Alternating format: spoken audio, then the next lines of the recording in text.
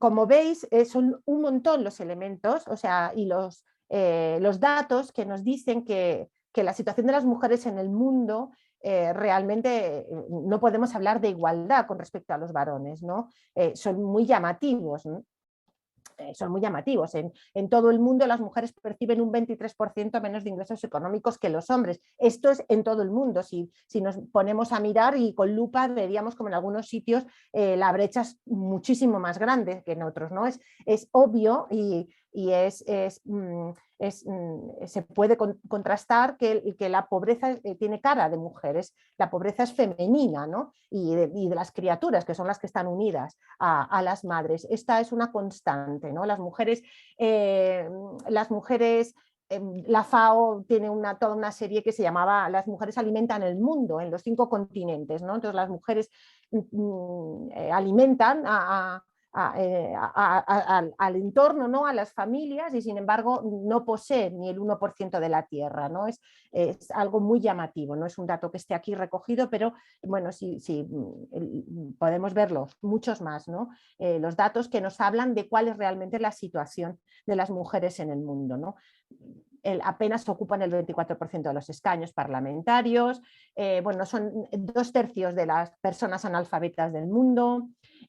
Bueno, por ley, en 29 de los 187 países que existen, los esposos son las cabezas del hogar, designados por ley. Esto es por ley. En la práctica viene a ocurrir lo mismo. Una de las cosas sobre las que yo he investigado mucho es sobre qué pasa con las madres protectoras en caso de violencia hacia las criaturas o de abusos sexuales. Y una de las cosas que se percibe es que las mujeres son reconocidas por el Estado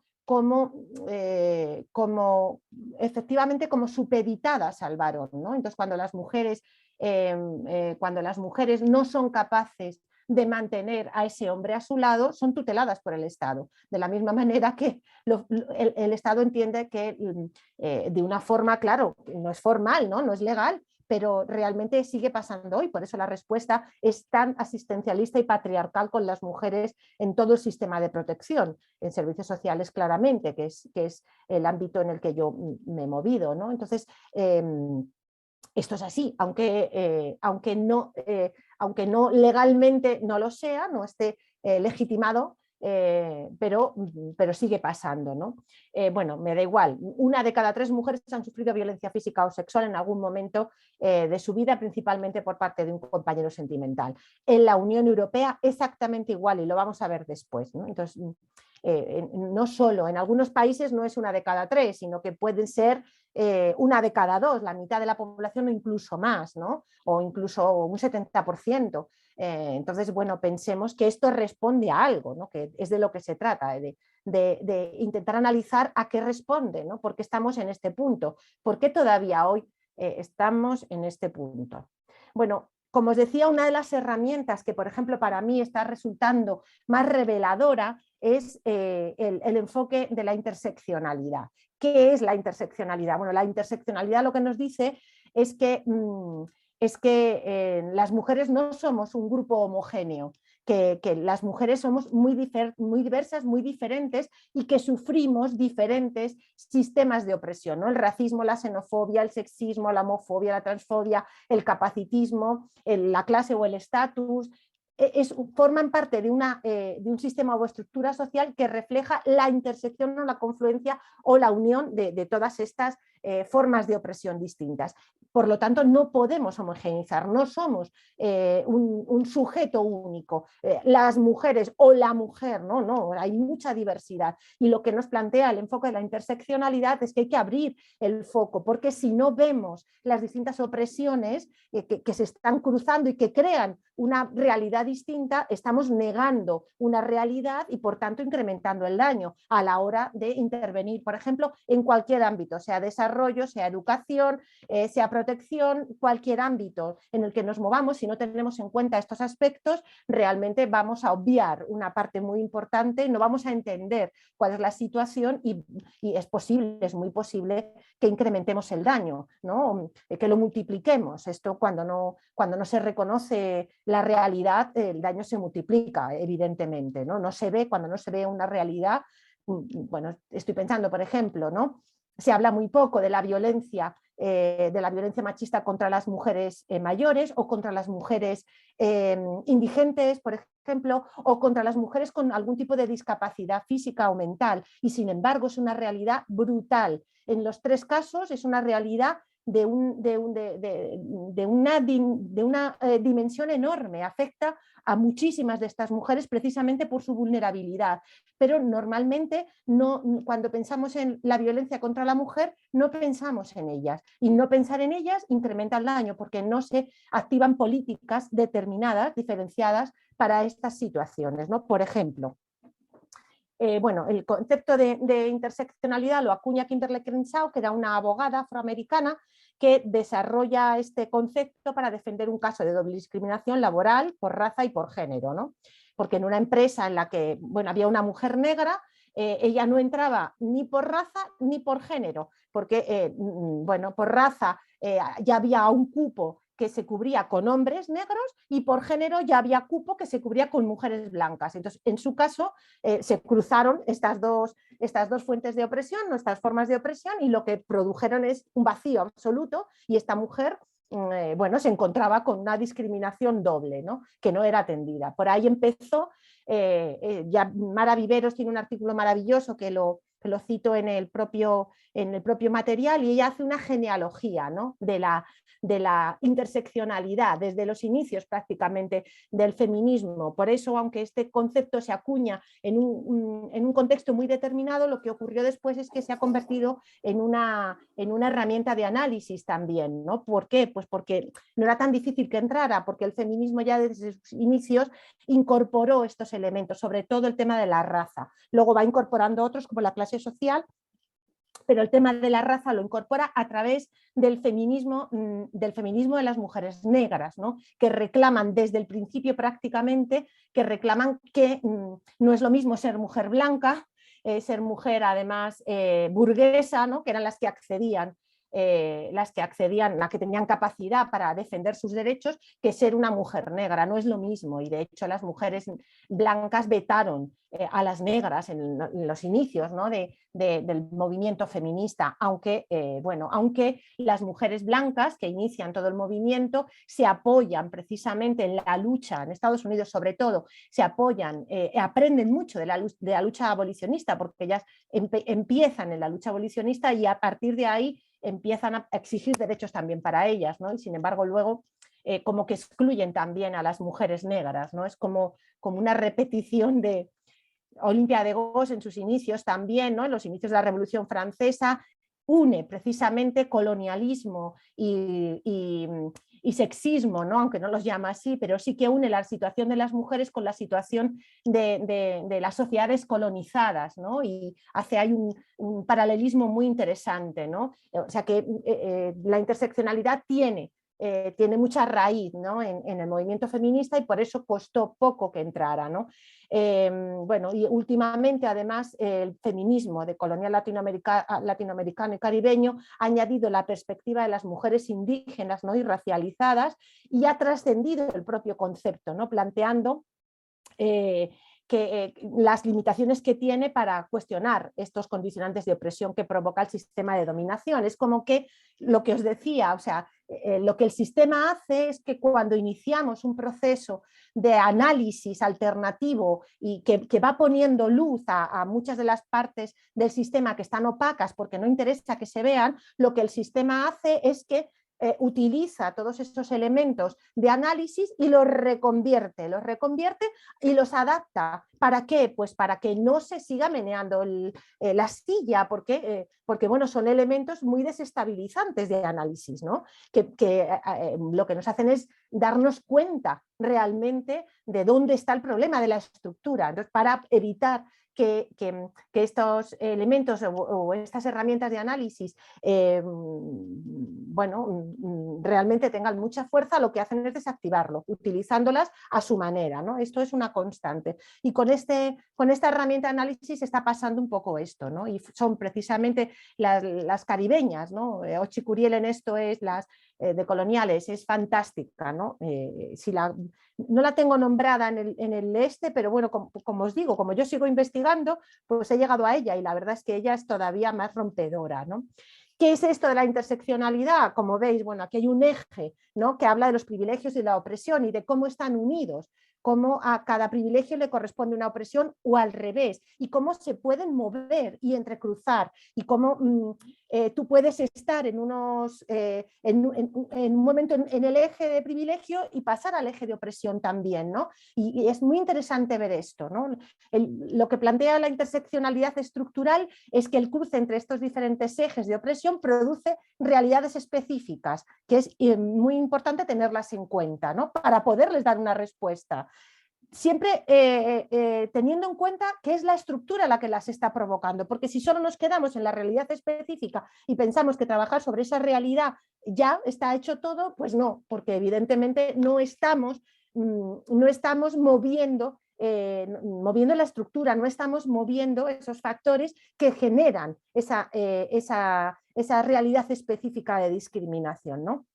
Existe una interacción, interdependencia entre estas líneas de opresión, claramente, pero es muy difícil verlas. No estamos, si nos pusiéramos a trabajar sobre esto, hace no mucho que he hecho un trabajo con mujeres dominicanas, es muy difícil. Primero, distinguir qué es privilegio y qué es derecho, curiosamente, y ahora veremos por qué. Y segundo, también, incluso detectar las opresiones, sobre todo la violencia, porque están tan naturalizadas que hay muchas cosas que son opresivas realmente y violentas y no somos capaces de verlas. Y no somos capaces de verlas porque esto forma parte del mecanismo que mantiene esta estructura. Porque si las viéramos, bueno, podríamos luchar contra ellas de una manera, además lo haríamos de una manera, en colectivo, ¿no?, porque nos daríamos cuenta de que no es una cuestión personal, sino que es una cuestión estructural, social, cultural, y sin embargo, bueno, pues es precisamente eso, la opacidad lo que nos impide, ¿no?, organizarnos para luchar contra según qué opresiones.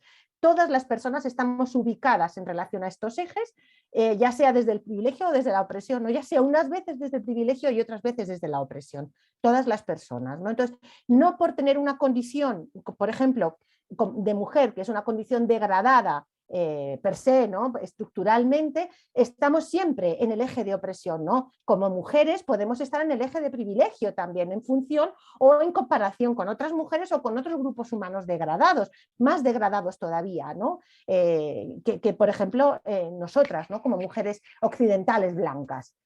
Esto está ahí y hay que reconocerlo, si no, incrementamos de nuevo el daño, ¿no?, porque invisibilizamos otras realidades. Las desigualdades se producen en contextos y momentos históricos concretos. Esto es así. A ver, ¿cómo vamos de tiempo? Bueno, vamos ahí. Y luego los ejes de desigualdad nos permiten predecir una parte de las realidades sociales, pero no su totalidad, dado que las personas también tenemos capacidad de subvertir, claro, lo que se espera de nosotras, de hacer cosas diferentes, afortunadamente, ¿no? Y luego hay una interseccionalidad, un elemento que es la interseccionalidad política, no una dimensión, mejor que un elemento. Todas las políticas son interseccionales porque todas tienen impacto sobre la ciudadanía, que siempre está atravesada por distintos ejes de desigualdad. O sea que esto es así, queramos o no queramos, vamos a afectar siempre y constantemente, de una manera, bueno, desde esta perspectiva interseccional, ¿no? Nos permite salir de la lógica competitiva, ¿no?, entre los ejes de desigualdad, para mostrar que todos y todas formamos parte del mismo entramado que hay que entender desde un planteamiento holístico, global, ¿no?, porque si no nos perdemos, si no nos quedamos en dicotomías, que son las que en esencialismos, ¿no?, de raza, de clase o de género, que son muy constantes, ¿no? Y luego, ya sea desde administraciones públicas o desde el activismo, debemos preguntarnos a quién estamos dejando fuera, hasta qué punto estamos reconociendo la heterogeneidad de los grupos o qué identidades estamos contribuyendo a reforzar en detrimento de otras, ¿no? Esto es fundamental, ¿no?, hacer una crítica, un análisis muy crítico desde el ámbito donde nos estemos desarrollando laboralmente o profesionalmente o desde el activismo, para darnos cuenta de eso, de quién estamos dejando fuera, de qué identidades contribuimos a reforzar. Esto es muy, muy importante, es fundamental y no es un hábito de las organizaciones, por desgracia, ¿no? No es un hábito, sobre todo de las más institucionales, ¿no? Aquellas que trabajan en desarrollo, bueno, quizás sí que se plantean mucho más estas cuestiones. aunque no con la profundidad deseada, ¿no? Quizá muchas veces se queda como el tema de género, como un ítem ahí a tener en cuenta, pero no se trabaja desde ahí, ¿no? Es porque no es fácil tampoco, es verdad que hay que romper muchos esquemas incluso con una misma, ¿no? Esto, lo que la interseccionalidad nos lleva o nos llevaba en origen, y hay que volver a ello siempre, es a ver el carácter estructural que tienen las discusiones, son puntuales y de que no, sino que son estructurales y tienen un sentido, ¿no? Y yo en el material, bueno, os proponía, ¿no? Os propongo hacer un análisis de la discriminación laboral y de la violencia contra las mujeres para ver ese carácter estructural que tiene y para ver la dimensión y el efecto, qué es lo que pasa con estas dos discriminaciones tan potentes, ¿no? Sí, vais a encontrar un montón de datos, no solo de España, sino de Latinoamérica, del mundo entero, ¿no? Allí en el material, pero si nos centramos, por ejemplo, en España, la discriminación laboral es evidente, ¿no? 2 de cada 3 de los empleos más precarios los desempeñan mujeres, 3 de cada 4 personas asalariadas a tiempo parcial son mujeres y 1 de cada 4 tienen un contrato a tiempo parcial, ¿no? de las mujeres. Las mujeres ganan un 15% menos por hora normal trabajada y obtienen de media un salario anual casi 6.000 euros inferior al de los hombres. Bueno, que es casi un 23% menos de salario, ¿no? Y la actual brecha de género en pensiones es del 35%. Las mujeres tenemos que trabajar casi, ¿cuánto era? Bueno, no quiero deciros el dato porque era muy llamativo, ¿no? ¿Cuánto tenemos que trabajar más las mujeres para obtener una pensión equivalente a la de los hombres, ¿no? Y aquí no entramos, por ejemplo, en qué pasa con las mujeres que no han cotizado, que la pensión que reciben es la pensión de sus maridos, y qué pasa cuando ellos mueren, qué pensión se les queda, por ejemplo, ¿no? Es una cosa escandalosa. Esto es discriminación laboral claramente. Si nos vamos a datos como los de la violencia contra las mujeres, pues fijaos, el 35% de las mujeres de todo el mundo han sufrido violencia física y sexual, ¿no? En algunos países puede llegar hasta el 70%. Las mujeres y las niñas son el 72% de las víctimas de trata de seres humanos, ¿no? A nivel mundial. 200 millones de mujeres y niñas han sufrido la mutilación genital femenina, ¿no? Y en la Unión Europea el 33% de las mujeres ha sufrido violencia física o sexual desde los 15 años. O sea que son datos que hablan de efectivamente de que no son temas puntuales, sino que son temas estructurales, tienen que ver con la estructura. ¿Qué quiere decir que tienen que ver con la estructura? Que sirven a la estructura, que son útiles para la estructura, que la discriminación laboral por un lado y la violencia contra las mujeres por el otro están sosteniendo un modelo socioeconómico determinado.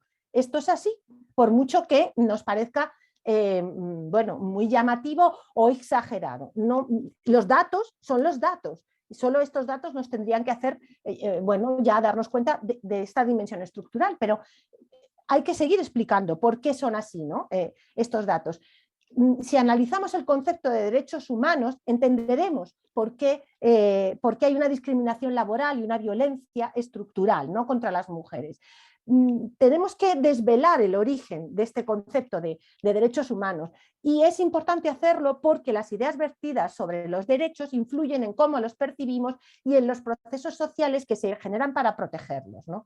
Analizar el componente institucional de los derechos humanos es muy relevante para entender cómo se jerarquizaron y se consolidaron y cómo esa estructura original todavía hoy resiste, en esencia a esas ampliaciones del concepto que se han ido produciendo, pero que en realidad el propio concepto está viciado de partida, ¿no? Por cómo empieza, cómo se origina, ¿no? Entonces, bueno, aquí os traía un ejemplo, me falta ahí la Declaración de los Derechos del Hombre y del Ciudadano, que es donde se acuña en principio el concepto de derechos humanos, no, se acuña el concepto de derechos del hombre y del ciudadano, y excluye explícitamente a los derechos, a las mujeres y a otros grupos de hombres que no eran considerados ciudadanos. Por tanto, este concepto está en el origen y en la base del disfrute, de cómo las mujeres hemos podido disfrutar de los derechos humanos y cómo todavía hoy disfrutamos de ellos.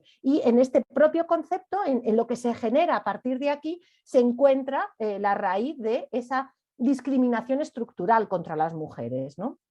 Pues fijaos, por ejemplo, el capítulo 4 de la Declaración de los Derechos del Hombre dice: la libertad consiste en poder hacer todo aquello que no cause perjuicio a los demás. El ejercicio de los derechos naturales de cada hombre no tiene otros límites que los que garantizan a los demás miembros de la sociedad el disfrute de los mismos derechos. Estos límites solo pueden ser determinados por la ley. Bueno, Olimpia de Gos lo que hizo fue hacer una declaración de los derechos de la mujer y de la ciudadana, en contraposición, porque las mujeres lucharon junto con los hombres por cambiar el sistema, ¿no? Por cambiar el antiguo régimen y dar paso a un régimen distinto, ¿no? Que hablaba de derechos. Ella plantea la libertad y la justicia o sea, hace un calco, pero claro, cambian muchas cosas. La libertad y la justicia consisten en devolver todo lo que pertenece a los otros. Así, el ejercicio de los derechos de la mujer solo tiene por límites la tiranía perpetua que el hombre le opone. Fijaos qué diferente de lo que planteaban ellos. Estos límites deben ser corregidos por las leyes de la naturaleza y de la razón. Claro, ellas van mucho más allá, ¿no? Su planteamiento es: de verdad vamos a abrir y a dar libertad y justicia y derechos, no solo a los hombres, sino también a las mujeres. Pero la condición para que se democratizaran estos derechos de alguna manera, para que hubiera un cambio de régimen, la condición fue subyugar básicamente a las mujeres. Había un contrato previo, que era el contrato sexual, del que habla Carol Pateman. Antes del contrato rusoniano, el contrato social, hay un contrato previo, que es el de la subyugación de las mujeres. Y con la subyugación de las mujeres va también la subyugación de otros grupos humanos que son degradados, porque lo que hace la Revolución Francesa y este concepto es que se apoya en un modelo de ciudadanía determinado, que es fuertemente androcentrista y etnocentrista, ¿no? Las dos cosas que son muy importantes, ¿no? Se desarrolla más en el material. Este contrato, como os decía, rusoniano precisaba de la previa subordinación legal femenina al hombre, ¿no? Hay un discurso de la inferioridad que tiene que ver con la separación entre lo público y lo privado. La mujer es lo privado, el hombre es lo público, el valor político de la ciudadanía que está ligado a lo público, por lo tanto las mujeres salen, no tienen capacidad.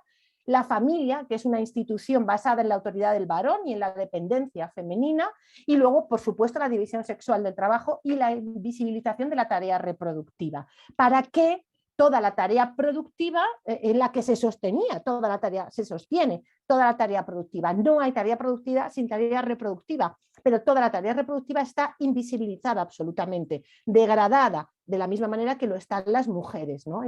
Porque forma parte de lo íntimo, de lo privado, ¿no? De esta forma se definen los derechos humanos en términos de universalidad, pero en realidad están restringidos para las mujeres y para otros grupos humanos, ¿no? ¿Qué es lo que hacen estos hombres? Plantean los derechos naturales imprescriptibles del hombre, que son la libertad, la propiedad, la seguridad y la resistencia a la opresión. Imaginaos, o sea, es que es tan paradójico. Resistencia a la opresión. Lo que hicieron ellos en realidad es definir unos derechos a su imagen y semejanza y hacer legitimar lo que hicieron, que es acabar con un orden político y poner en marcha otro. Y tenían que legitimarlo en con sus propias leyes, ¿no? Esto es lo que hicieron. Pero a la vez de eso, lo que hicieron es definir, ¿no? Lo que era la dignidad humana. Y eran dignos de disfrutar de estos derechos y de esta ciudadanía unos pocos hombres. Por eso digo que democratizaron, entre comillas, los derechos que antes eran los privilegios. En realidad estamos hablando de un sistema de privilegios. No acabaron con el sistema de privilegios, lo que hicieron es extenderlo un poquito, pero mantuvieron el sistema de privilegios. Y no solo lo mantuvieron, sino que lo legitimaron a través de la razón, ¿no?, que decían ellos. Y sin embargo, fijaos lo que dice, perdona, el alegato que hace la propia Olimpia de Gos: mujer despierta, el rebato de la razón se hace oír en todo el universo, reconoce tus derechos, el potente imperio de la naturaleza ha dejado de estar rodeado de prejuicios, fanatismo, superstición y mentiras, y sin embargo lo que plantea es que esta antorcha, esta luz ha alumbrado, ¿no?, ha disipado las nubes de la necedad y de la usurpación, y a las mujeres se les usurpa, ¿no?, su capacidad como humanas dignas de poder disfrutar de la ciudadanía. No se les permite, ¿no?, ¿Qué ventajas habéis obtenido de la revolución? Un desprecio más marcado, un desdén más visible. ¿Qué os queda entonces? La convicción de las injusticias del hombre. Es tremenda la declaración, ¿no? Y todavía hoy, realmente, si lo pensamos, tiene mucha vigencia, claro, todavía hoy está impregnado, el propio concepto está impregnado, perdonad, que es que no pasa, ¿no? Así que este concepto no se puede desprender de su origen patriarcal, de su origen clasista, racista, porque no solo estructura y define las bases del Estado moderno y de su sistema político y social y económico, sino que legitimó y normalizó la discriminación como un hecho consustancial a la propia condición humana, ¿no? Lo que monta, lo que realmente desarrolla es una metaestructura de dominación, sumisión que hoy todavía persiste, que está muy bien armada y estructurada, muy bien legitimada, ¿no? Aunque afortunadamente podemos cuestionarla, pero aún así, pues fijaos lo que plantea Carol Pateman, ¿no? el dilema Wollstonecraft, cómo vamos a disfrutar de los derechos humanos cuando el origen del concepto está tan viciado, ¿no? Plantea la concepción patriarcal de la ciudadanía significa, ay, perdonad, que es que como tengo aquí la regleta, no lo leo bien, significa que las dos demandas son incompatibles debido a que permiten solo dos alternativas: o las mujeres se convierten como hombres, varones y por tanto ciudadanas plenas, o continúan realizando el trabajo de mujeres, el cual carece de todo valor para la ciudadanía. Más aún, ninguna de tales demandas puede ser satisfecha en el marco de un estado de bienestar patriarcal, ¿no? Es decir, lo que plantea Carol Pateman es que estamos fastidiadas, ¿no? Si queremos que nuestros derechos se reconozcan desde este planteamiento, ¿no? Porque su origen está absolutamente viciado y para que el sistema económico, social y político se mantenga es a costa del abuso, de la dominación, del disfrute de privilegios y de la opresión que ello significa y genera, ¿no? Para todas las personas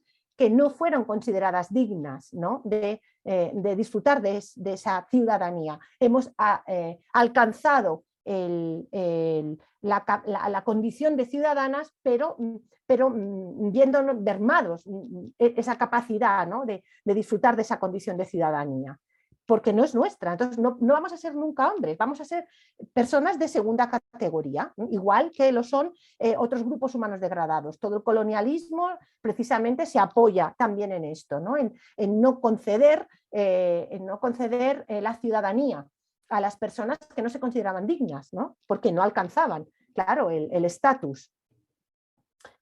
Esto es muy importante, ¿no? Que lo tengamos en cuenta. Bueno, fijaos, Aura Cumes, que es una de las mujeres que está detrás de este cuestionamiento que se está haciendo desde el feminismo decolonial latinoamericano y caribeño, ¿no? Pues Aura Cumes nos plantea una cuestión muy interesante, ¿no?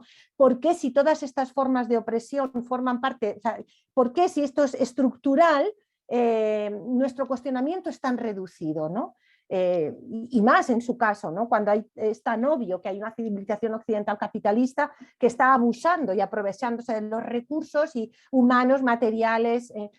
¿Por qué nos cuesta tanto, ¿no? Cuestionarlo? Entonces ella da tres razones que a mí me parecen muy interesantes, ¿no? Se universaliza o generaliza la experiencia de un sujeto-sujeta, ¿no? Lo que hablábamos antes, es que es como mujer indígena, o sea, es como que se parcela y se compartimenta, pero porque eso lo tenemos como muy incorporado, ¿no? El sexo, género, la clase social, la raza, no solo siguen determinando las condiciones para crear, sino que afectan al mismo, esperaros, que bajo, porque es interesante, al mismo conocimiento político académico que se genera, ¿no? Es decir, están impactando tanto como que limitan nuestra capacidad política, ¿no?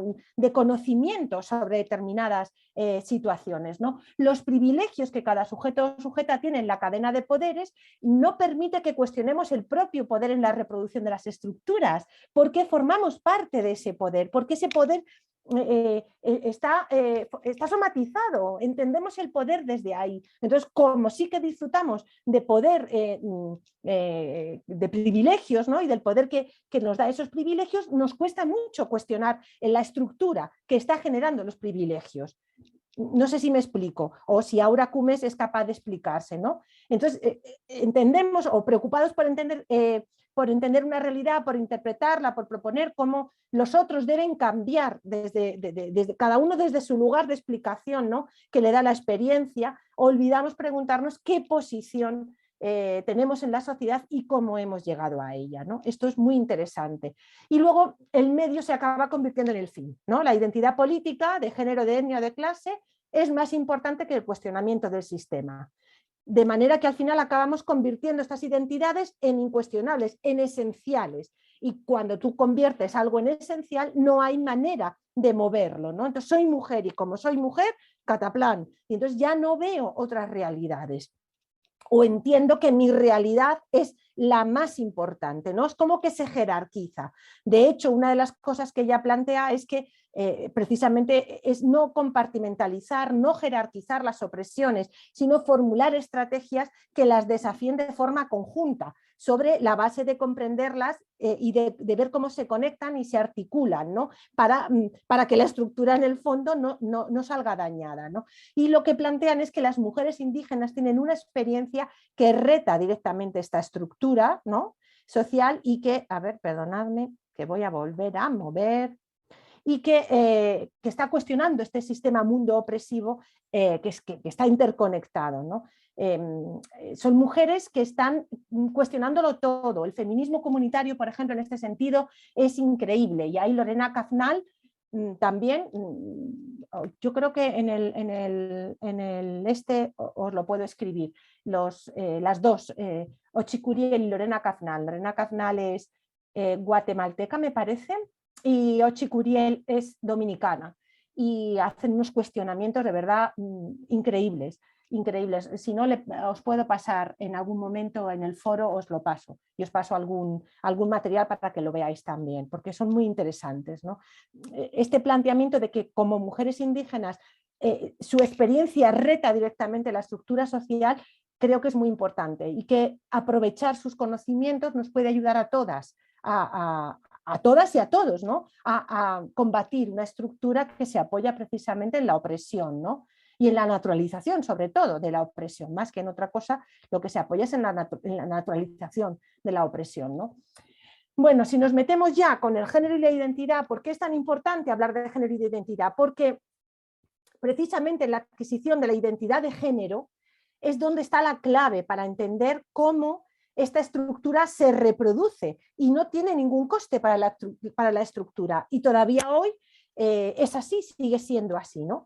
Realmente sí. Dime, Leticia, ¿que has levantado la mano? Sí, es que fíjate, justo ahora que vas a entrar con este tema,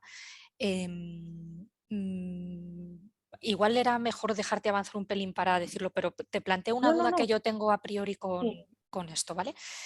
El otro día estuve teniendo una conversación con algunas personas que conozco que, bueno, desde su identidad, su manera de entender lo que es el sexo, lo que es el género, bueno, a mí me alucinaba la multiplicidad de identidades y cómo cada una se define, se autonombra, cómo, bueno, que yo me pierdo como un montón, ¿no? Y cuando les decía, jo, mira, nosotros en Entre Culturas, cuando hacemos un cuestionario de inscripción a un lo que sea, bueno, pues hemos incluido, ponemos hombre, mujer, no binario, ¿no? Pues qué bien, eso está fenomenal y demás. Digo, y yo les preguntaba, ¿no? Digo, pero claro, hombre-mujer es sexo, entonces el no binario, porque yo no entiendo nada, yo les preguntaba esto y me decían, no, es que no, es que lo de hombre-mujer no es sexo, es género. Digo, no, hombre, hombre-mujer es sexo, género es femenino-masculino. No, hombre-mujer es sexo. Macho-hembra es, perdón, hombre-mujer es género. Género. Macho-hembra es sexo. Hombre-mujer ya es género. No sé, bueno, total, que o sea, Digo, vaya lío, vaya lío. Y no tenía como, y claro, desde el sentir de cada cual, ¿no? Y me decía, no, yo en lo que es mi genitalidad soy mujer, pero me siento hombre. Y entonces me gusta que me traten en masculino. Yo, vale. Y otra me decía, no, yo en realidad soy no binario. Mi genitalidad es tal. Últimamente me siento a veces me siento más hombre, a veces me siento más mujer, pero actualmente me siento más hombre y prefiero que se refieran a mí en masculino.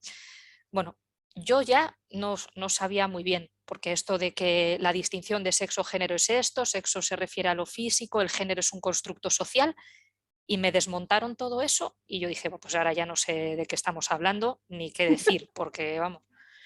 Entonces no La sé si me verdad es puedes que ayudar sí. No, porque no, eso no sé si es una cosa... es una cuestión muy compleja y todavía hoy, cuando hacemos el análisis, lo hacemos desde la perspectiva que tú planteabas, ¿no? Y fijaos, por ejemplo, yo traía un esquema que desarrolla, que está en un material de Entre Culturas de hace años, para distinguir sexo de género, ¿no? Todavía hoy el análisis se hace desde ahí, sexo-género, ¿no? Y todavía hoy distinguimos, efectivamente, cuando se abre el melón de los estudios de género y cuando se plantea que el género es una construcción cultural y social y que nos masculinizamos o nos feminizamos, que en realidad no nacemos masculina y femenina, sino que nos convertimos, y que eso es una somatización de las normas y de los valores que se asignan en función de lo que se considere en cada época o en cada contexto, hombre o mujer, que lo que tienen que hacer, las expectativas que hay con respecto a eso. O sea, esto, cuando lo abrimos ese menú, cuando se abre, era muy fácil, o sea, era muy predecible que efectivamente acabáramos en el punto en el que estamos en este momento, en el que estamos desmontándolo todo. A mí, bueno, en principio me parece que este cuestionamiento nos ha de llevar seguro a algún sitio, aunque en estos momentos lo que esté generando es mucha polémica y mucha disputa. Y en el propio movimiento feminista hay tortas con este tema de la transexualidad, del transgénero, del binarismo. Bueno, hay absolutamente posiciones muy confrontadas, muy antagónicas, no se puede dialogar sobre este tema, o sea, es una cosa tremenda. Pasa igual con el tema de la prostitución, ¿no? Del abolicionismo. Es una cosa como muy dicotómica, muy desde la estructura mental patriarcal en realidad, ¿no? Pero claro, como lo tenemos absolutamente incorporado, pues es fácil que caigamos en esto. Pero es que es muy difícil debatir cuando lo que tenemos encima es se nos escapa tanto, ¿no? Y nos genera tanta confusión. Yo creo que incluso a la gente que se declara, pues también en algunos momentos le puede confundir, seguramente, porque es complicado, ¿no? Es muy complicado. A mí me parece también hoy muy difícil, ¿no? Tenéis un vídeo que no nos va a dar tiempo a ver hoy, pero que lo tenéis allí en el material de Paul, ¿no? Se llama Paul, es bueno, un chico que sufrió en sus carnes el machismo, ¿no? Para que lo veáis. En realidad es la historia es un chico trans que transita realmente. Entonces él lo que cuestiona es si él tendría que haber transitado si no hubiera habido un sistema de género como el que tenemos, ¿no? Una estructura, una identificación con el género como la que tenemos. Realmente es como muy también, ¿no? Te da mucho que pensar de qué estamos hablando cuando hablamos de género, ¿no? Y hoy todo, o sea, todavía tenemos que pensar que este análisis del sistema sexo-género no lo explica todo, ya lo hemos visto, no lo explica todo bueno, y aparecen elementos que realmente están cuestionando también este esquema de análisis que puede resultar ciertamente rígido cuando no da cabida a muchas otras identidades, ¿no? Que cada vez están bueno, menos ajustadas a lo que se entendía por sexo y por género, ¿no? Entonces, evidentemente, el sexo es una cosa y el género es otra, claramente. El sexo tiene que ver con la genitalidad, con los cromosomas, con la biología, y el género es una construcción. Y como construcción, efectivamente, hay gente que no se ajusta para nada a lo que se entiende por género y hay gente que incluso cuestiona todo el género, pero hay gente que no, que dentro de la transexualidad, por ejemplo, se consideran mujeres y se adaptan al género femenino, me explico, ¿no? Con todos sus mandatos femeninos y se sienten cómodas ahí. Entonces, bueno, pues bueno, es que la casuística ahora mismo es infinita, infinita, infinita realmente, ¿no? Es, bueno, una cosa es transgénero, otra es transexualidad, que es diferente también. Yo reconozco también, Leticia, como tú, que las más jóvenes estáis en esto mucho más puestas ahora, ¿no? Pero que, bueno, que las nubes no nos impidan ver, ¿no? El sol, que quiero decir que no nos impida ver la estructura, que no nos quedemos en un análisis muy individualista de esta historia, porque hay veces que tenemos tendencia a eso, ¿no? Como a que analicemos, o que sí, todo efectivamente, toda la expresión de género o de sexo es bienvenida desde mi punto de vista, perfecto, pero no nos podemos olvidar de la estructura, no nos podemos olvidar de que en la incorporación de la identidad de género va incluida la discriminación, la naturalización de la discriminación. Esto sigue siendo así, por desgracia, aunque aparezcan nuevas identidades, pero las dos identidades dominantes todavía hoy es la femenina y la masculina. Entonces, lo que sí que vemos es que aunque tenga manifestaciones distintas, dependiendo del contexto histórico o también del contexto sociocultural, en todas las sociedades lo que se ve es que solo se reconocen dos identidades, que son binarias, la masculina y la femenina. Lo otro es como raro, ¿no? Como extraño y como que se sale de la norma. Todavía hoy sigue siendo así y tenemos que seguir haciendo este análisis, aunque tengamos en cuenta efectivamente que no es lo mismo ser mujer transexual que ser mujer cis, y lo tenemos que tener en cuenta, eso es así, pero que para hacer un análisis estructural de la realidad, pues tenemos que tener en cuenta esto, ¿no? Que todavía hoy socialmente se reconocen dos formas de ser persona, ¿no? Masculina y femenina, desgraciadamente, con todo lo que ello implica, porque no es solo que seamos diferentes, sino que estamos jerarquizados. No es lo mismo ser hombre que ser mujer y no se disfruta de la misma capacidad, ¿no? de acción un hombre que una mujer, por el hecho de serlo, ¿no? Bueno, vamos a hacer también un recorrido sobre el feminismo de la diferencia y de la igualdad. En el tema del feminismo de la igualdad, destacar que realmente fue el feminismo que es el feminismo que se ha impuesto y que es a partir de este feminismo cuando aparecen los estudios de género. Y es en estos momentos, con la tercera ola, que aparece también toda la teoría queer que está cuestionando ya los estudios de género. Eso está recogido en los materiales y lo vais a poder leer con un poquito más de detenimiento, ¿no? Y luego, basándome en un libro estupendo de González Mendiondo, bueno, quería traer una reflexión sobre estos malos usos que se está haciendo del propio concepto de género, ¿no? No podemos igualar, no es sinónimo género de mujeres, ¿no? Aunque hayamos sido las mujeres las que hemos introducido el término a nivel académico y social, pero no es sinónimo, género no es mujer, porque los hombres también tienen género.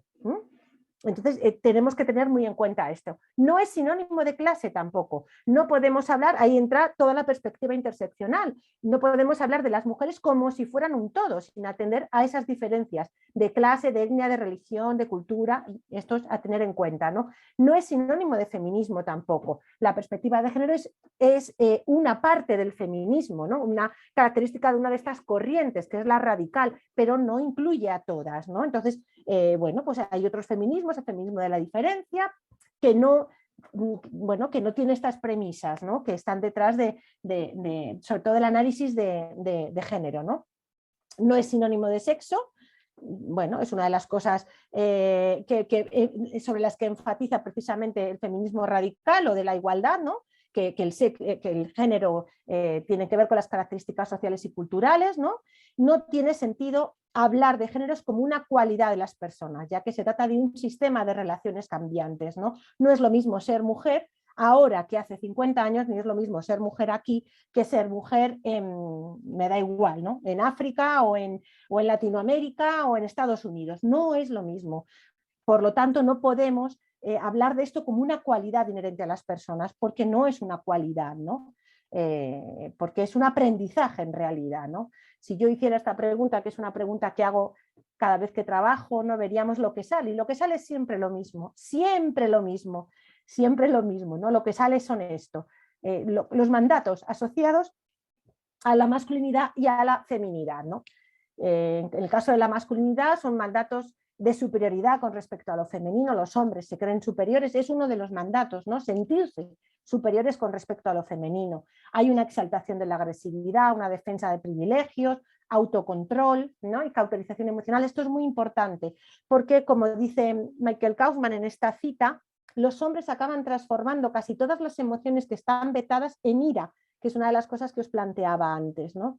Mientras que, por ejemplo, las mujeres no podemos transformar lo que sentimos. Tenemos un repertorio mayor de emociones, pero la ira es una emoción vetada para las mujeres, porque la ira nos pone en acción, la ira genera poder, ¿no? Y estatus. Y entonces las mujeres, cuando expresamos la ira, bueno, se nos tacha, ¿no? de locas, bueno, que tenemos la regla, en fin, de cuestiones siempre que aparecen, ¿no? Cuando histéricas, cuando la ira aflora en las mujeres, ¿no? De hecho, pues eso, todas las feministas somos feminazis, son muchas, ¿no?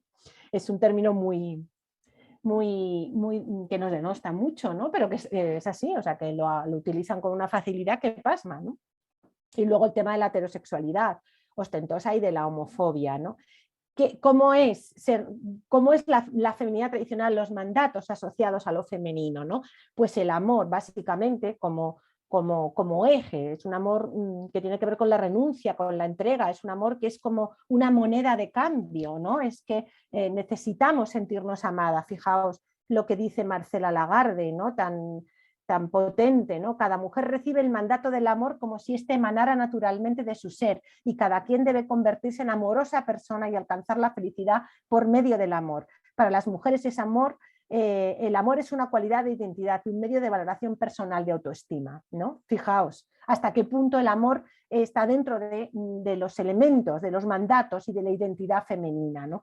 Mientras que para los hombres, desde luego, no es un mandato el amor. El privilegio sí, tener privilegios sobre las mujeres y en público y en privado es una cosa que tiene que ver con su identidad, para nosotras no, ¿no? Y luego la belleza, sobre todo, como un ideal que es inalcanzable, ¿no? Y que nos plantea Naomi Wolf, es el último baluarte de las viejas ideologías femeninas y tiene el poder de controlar a mujeres que de otra manera se hubieran hecho incontrolables, ¿no? ¿Cuánto tiempo perdemos en estar bellas, ¿no? En mogollón de ámbitos? ¿Cuánto tiempo que si empleáramos en otra cosa estaría muy bien empleado, ¿no? Y nos daría todavía, o sea, si las mujeres tenemos que luchar con herramientas o con armas que son del mundo masculino, por ejemplo, en el ámbito laboral, que son muy masculinas, y sin embargo tenemos que en el ámbito laboral, si os fijáis, las mujeres tenemos que feminizarnos mucho, entre comillas, es decir, tenemos que ser muy femeninas, no, como no perder esa cualidad, ¿no? Y para no perder esa cualidad perdemos mucho tiempo, nos genera mucha frustración, no nos encontramos nunca satisfechas, ¿no? Siempre competimos en ese sentido entre nosotras y somos capaces eso de subirnos a unos tacones que realmente son, bueno, pues para la salud nefastos, ¿no? Y sin embargo ves a muchas mujeres en en ámbitos laborales muy masculinizados que realmente, bueno, tienen una imagen que responde a esta belleza como ideal, que es inalcanzable y que resulta incluso degradante, ¿no? Es como un obstáculo, ¿no? Para poder de verdad lograr la igualdad en esos ámbitos, ¿no? Se marca mucho. Bueno, esto lo vais a ver, ¿no? ¿Cómo se adquiere esta identidad? Pues hay muchos elementos, no nos vamos a detener en ellos porque lo vais a poder ver. Tenemos además un montón de vídeos que podéis manejar, ¿no? Y que nos muestran cómo todavía hoy están muy marcados los elementos, ¿no? Que diferencian a hombres y a mujeres y que jerarquizan lo femenino y lo masculino. Todavía hoy, o sea, es una cosa realmente muy llamativa, ¿no? Hay un elemento muy importante que en educación y en desarrollo también tenemos que tener muy en cuenta, ¿no? Y es que la iniciación a este modelo binario de género que nos plantea Carol Gilligan no es igual para los niños que para las niñas, es distinto. Las niñas, hay un momento en el que tenemos más claramente la presión para convertirnos en mujercitas, que tiene que ver con la adolescencia. Sin embargo, los niños, esa inmersión es mucho antes, muy primaria, y ahí vais a ver también hay un desarrollo mayor de todos estos planteamientos que yo me hago en este momento, ¿no? ¿Y por qué es tan distinta? Porque es distinta para chicos y para chicas. Es interesante porque las niñas podemos experimentar, al menos en el mundo occidental, experimentar con el género y podemos hacer cosas de chicos y vestirnos con ropa de chicos, cosa que ellos no pueden hacer, no pueden experimentar con cosas de chicas, no pueden vestirse con ropa de niñas, porque todo eso les degrada. Y ellos saben desde que son muy chiquitines que hay cosas que no pueden hacer porque son de niña y las cosas de niñas son peores, y esto en un aula lo preguntas y lo tienen clarísimo. ¿Y esto qué provoca? Pues provoca mucha ira en niños y en niñas, solo que es una ira que no se expresa, y no se expresa, entre otras cosas, porque la educación, uno de los elementos que la educación más fuerte nos inocula es precisamente no poder expresar la rabia, ¿no? No poder expresarla. Contra los padres no se puede expresar la rabia, en el aula tampoco, por ejemplo, se puede expresar la rabia, es decir, la rabia se contiene a través de la educación. ¿Por qué? Porque es muy potente, porque la rabia es un elemento muy potente, muy desestabilizante, y si se canaliza tiene una fuerza increíble, ¿no? Entonces, por eso la rabia está tan aplacada, ¿no? Pero esa rabia al final se acaba convirtiendo, dice Alice Miller, ¿no? Se va transformando en un odio más o menos consciente contra el propio yo o contra personas sustitutivas, y depende de la escala en la que te muevas, de privilegios, bueno, pues puedes ejercer esos privilegios y puedes ejercer o manifestar el odio contra personas sustitutivas de una manera o de otra, ¿no? Si eres mujer o si eres hombre, de una forma distinta, ¿no?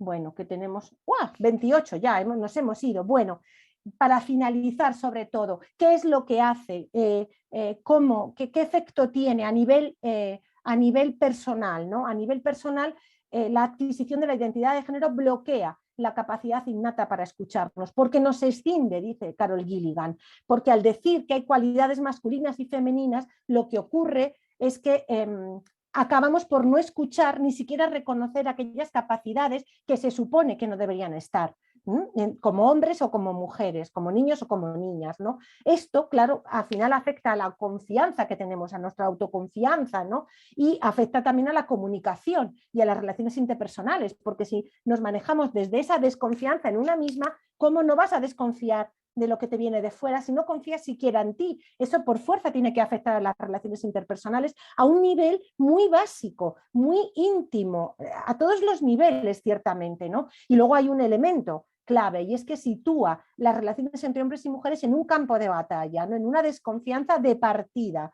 y justifica así la violencia que se sufre, ¿no? La violencia que sufren las mujeres, y se invisibiliza además y se castiga a otras identidades que no se ajustan al modelo binario, ¿no?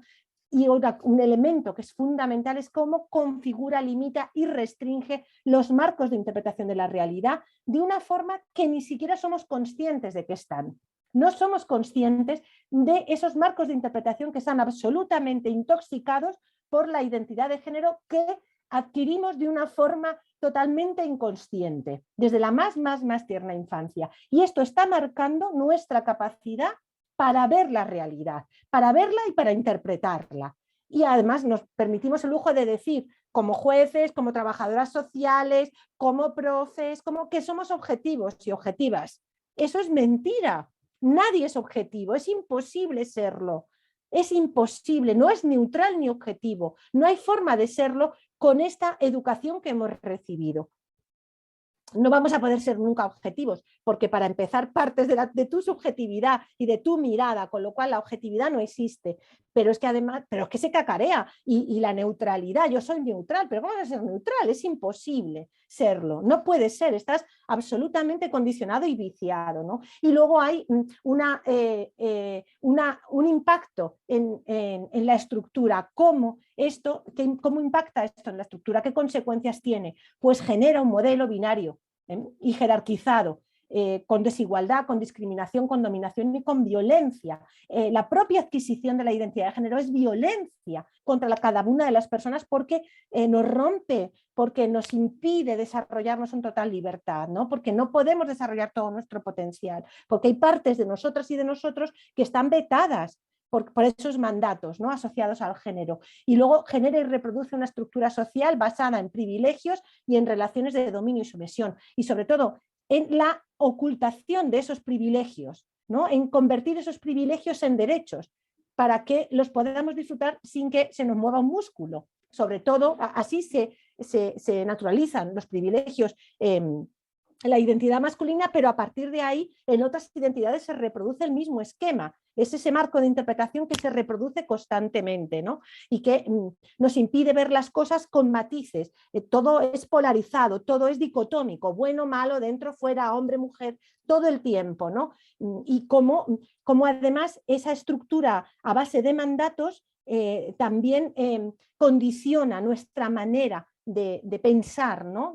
Incluso nuestra manera de sentir, porque tenemos ahí como un policía, una policía constantemente marcándonos qué tenemos que hacer, cómo debemos hacerlo, y si nos damos la libertad nos sentimos absolutamente culpables por haberlo hecho, ¿no?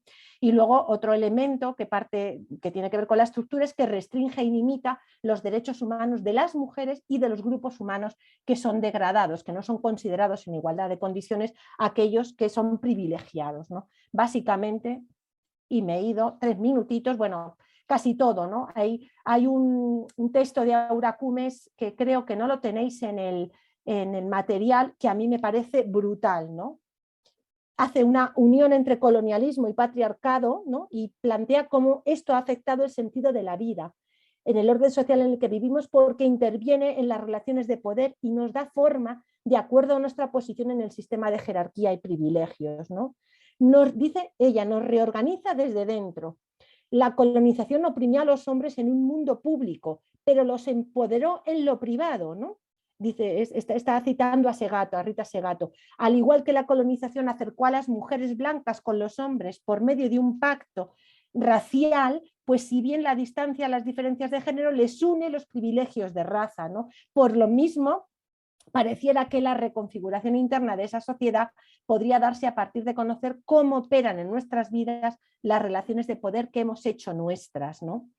Efectivamente, lo que nos plantea es que al final dice el poder nos es impuesto y debilitados por su fuerza acabamos internalizándolo o aceptando sus condiciones, y solo acabamos aceptando sus condiciones cuando dependemos de él para nuestra existencia. Es absolutamente perverso. Así, el sometimiento consiste en la dependencia a un poder que no hemos elegido, pero que paradójicamente sustenta nuestra potencia.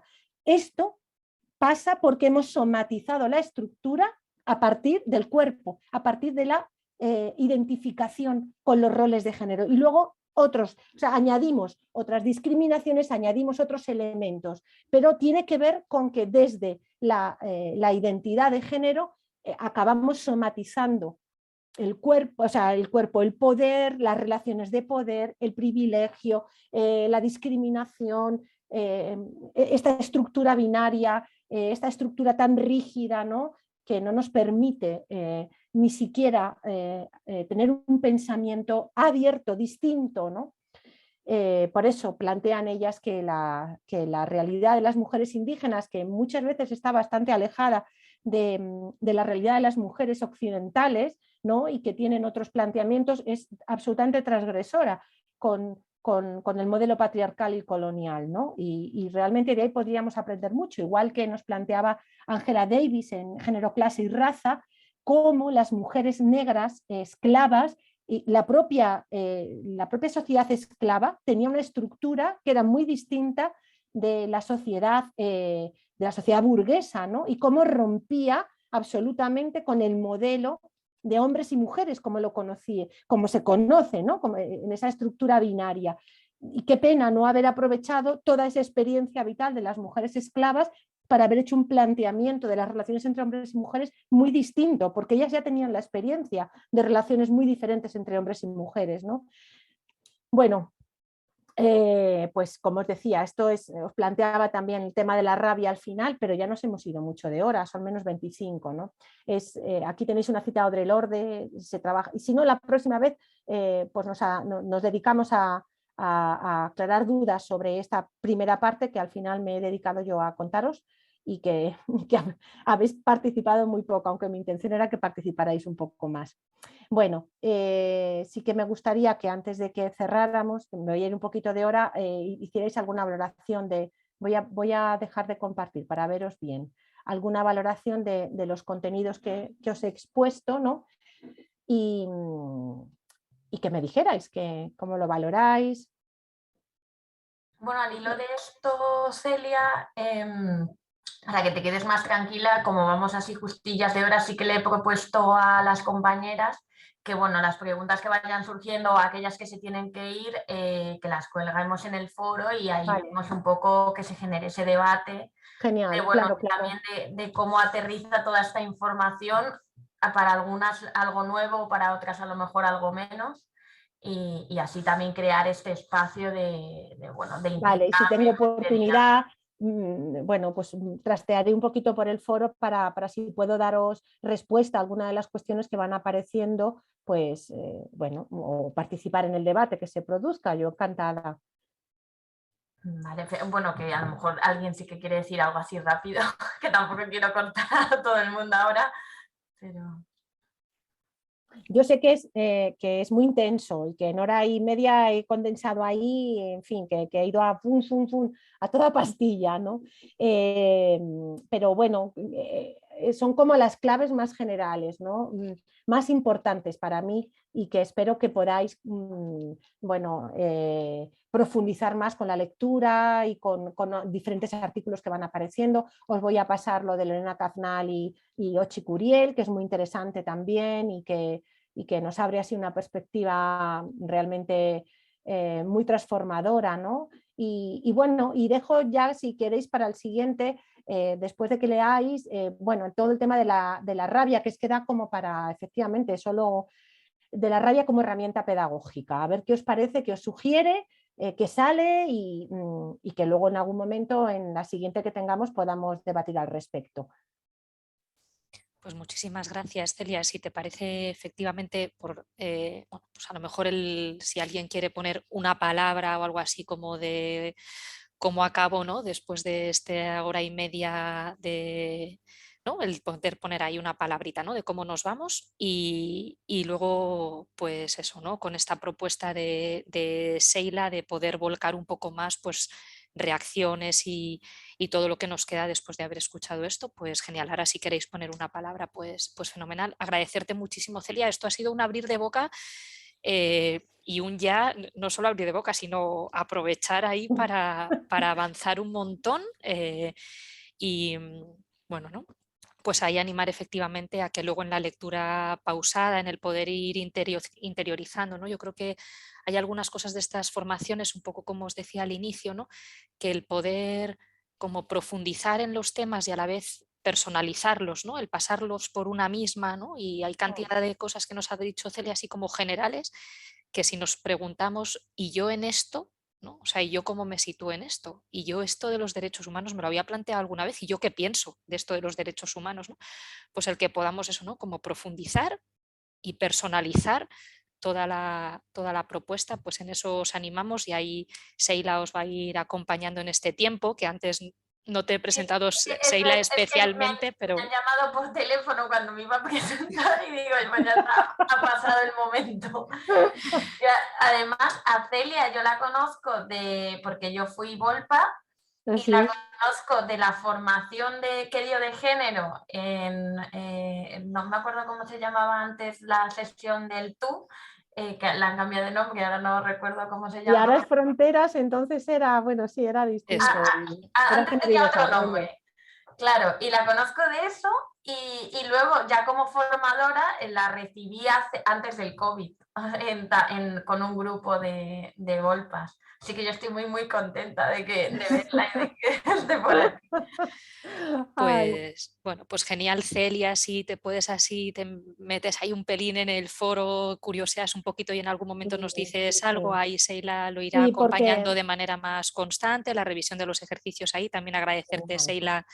Es un papel súper importante, porque pues ya vamos a decir que en las formaciones online es súper fácil caerse e ir perdiendo la motivación, pero ahí va a estar Seila para animarnos a que lleguemos hasta el final y que aprovechemos toda la propuesta. Y que cualquier cosa que vaya surgiendo, dudas sobre algo, pues lo vamos viendo. Y si no lo sé yo, ya le pregunto yo a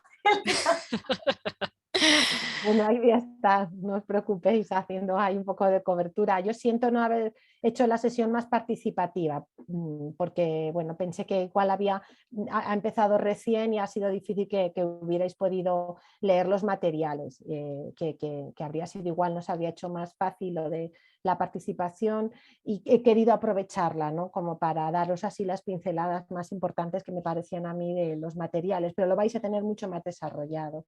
Y tendremos la oportunidad de hablar más de esto. Lo que creo que nos ha quedado claro es lo que esto te apasiona y creo que eso nos lo has contagiado y es, yo creo, también como muy importante, ¿no? Esa ilusión, esa pasión para arrancar la formación y decir, esto es que hay que dedicarle tiempo, ¿no? Y eso es lo que tenemos ahora por delante, así es que nada, muchísimas gracias por participar en esta sesión, Celia, y a quienes, pues a Marieta, Cruz, Seila, Marta, María, Carmen, que ya, las dos Cármenes que ya se marcharon, bueno, pues muchas gracias y pues aprovechando que estamos aquí, feliz Navidad y mucho, ya nos lo pondremos en el foro también, pero bueno, que terminéis bien el trimestre y disfrutéis de los días también que ojalá sean de descanso y de celebración. Así es que nada. Muchas gracias. Cuidaros. Gracias y un beso grande para todas. Mucho gusto. Chao, chao. Adiós.